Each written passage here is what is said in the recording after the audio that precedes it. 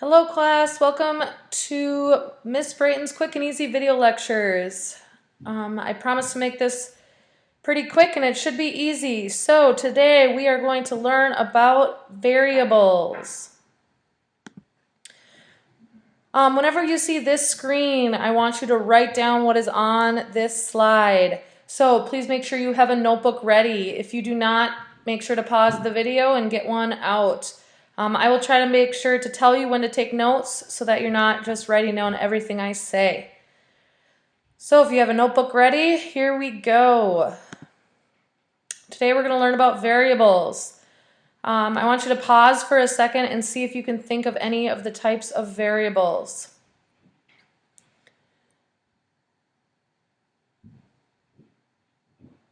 Okay, you probably came up with the first two that I'm going to talk about, as they are the ones you've been taught about a million times. So here we go. There are 4 types of variables you'll need to know for this class. The first is the independent variable.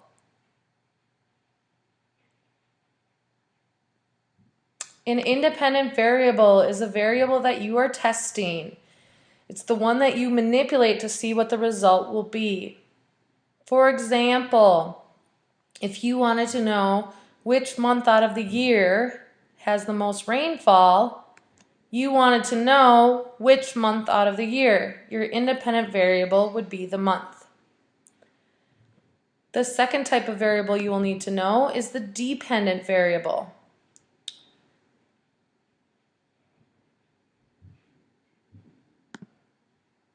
The dependent variable is the variable that changes based on the experiment. So you are testing to see which month of the year gets the most rain. The month is the independent variable. How much rain each month there is each month would be the dependent variable. You can also think of it as the category of data that you collect. So if you were to make a data table, you would put the month in one column and you'd put how much rain in the next. How much rain will be your dependent variable. Now there's 2 more types of variables you might not have heard of before. These variables help us make sure that our experiment is valid and a good experiment. The first is controlled variable. You'll probably have quite a few controlled variables in every experiment that you do. Okay, a controlled variable is an environmental variable that you keep constant for every independent variable. These are things that you want to keep consistent so that you make sure you're only testing your independent variable. So if I was doing the which month has the most rainfall, my controlled variable would be the location, the time of day, making sure I'm using the same rain gauge, stuff that you want to keep consistent so that you make sure that you're not accidentally recording something else. You're only testing your independent variable. On the flip side of that, sometimes we'll have confounding variables. Confounding variables are variables that should be controlled but aren't.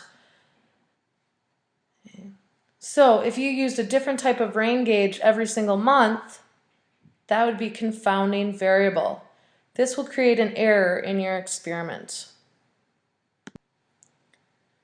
Okay, let's do some practice problems. You don't need to write these down. You can if you want to, and I strongly suggest you at least do them on some scratch paper to make sure you know what you're doing.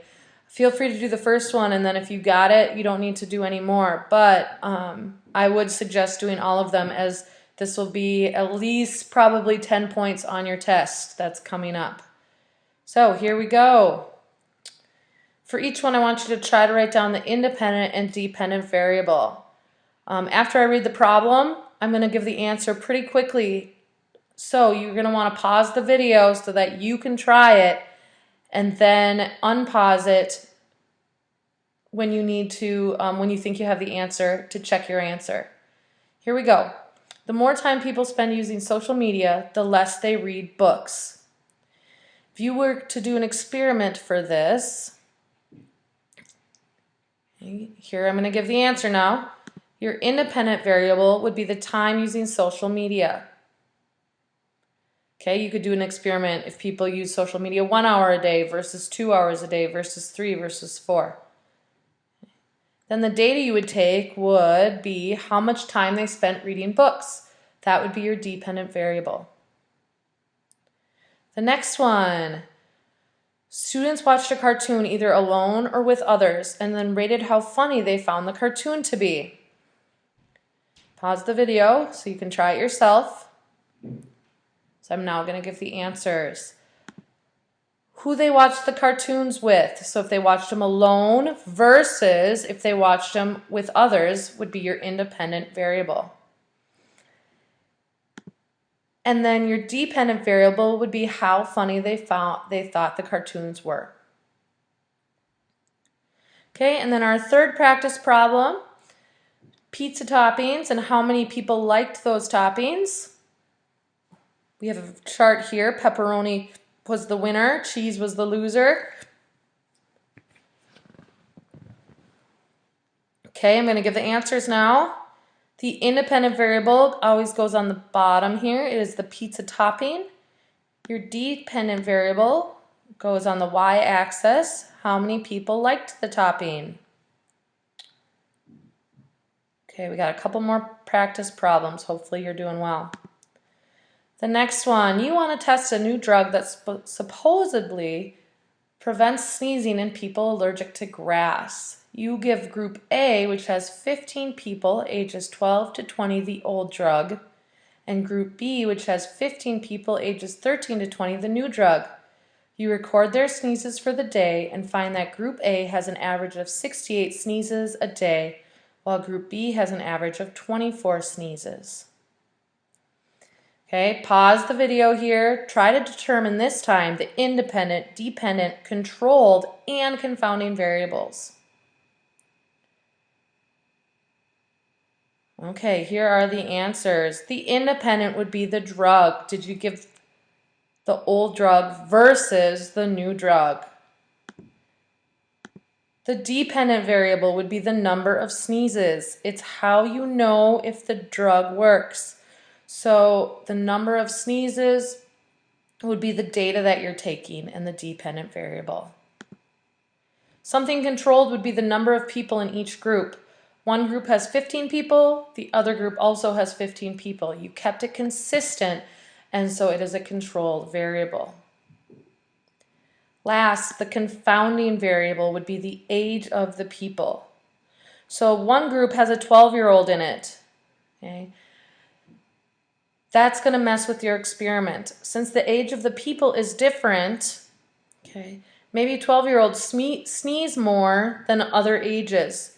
You won't know that that's not the case because you did not keep the age of the people consistent. Okay, one more practice problem here, kind of a silly one.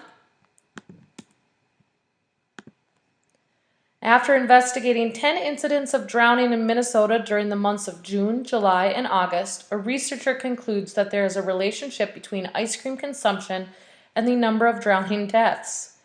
He found that 60% of drowning victims had eaten some form of ice cream in the 24 hours prior to death.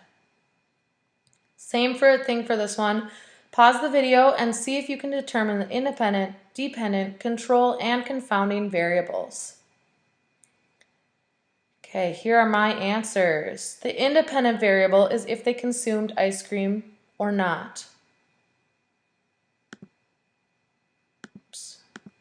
The dependent variable is the number of drowning deaths. Something controlled would be Minnesota, okay, and the months that they tested. They did only people from Minnesota, drownings in Minnesota, and only the months of June, July, and August. Those things were controlled. Now, there's a lot of confounding variables you could pick for this one. I found some of the following. He says that there's different forms of ice cream eaten. That can make a difference. What lake did they drown in? Definitely could make a difference. Maybe it was thunderstorming versus not. So the weather, what they were doing during the drowning, what they were doing prior that day. Okay.